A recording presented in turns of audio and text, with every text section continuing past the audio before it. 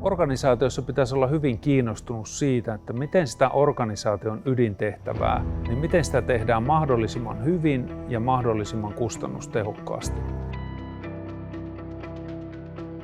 Tähän vaikuttaa tietenkin yksilön hyvinvointi ja toimintakyky. Siihen vaikuttaa tiimityön tehokkuus, yhteisön voima, siihen vaikuttaa se työn sisältö ja miten työ on organisoitu, minkälaisia rakenteita ja käytänteitä siellä on. Ja sitten siihen vaikuttaa johtaminen.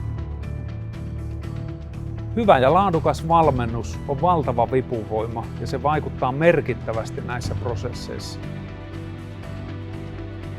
Ja me valmennetaan kaikilla näillä teemoilla. Yksilön hyvinvointia ja suorituskykyä, tehokasta tiimityötä ja sekä johtajuutta, tämän päivän johtajuutta.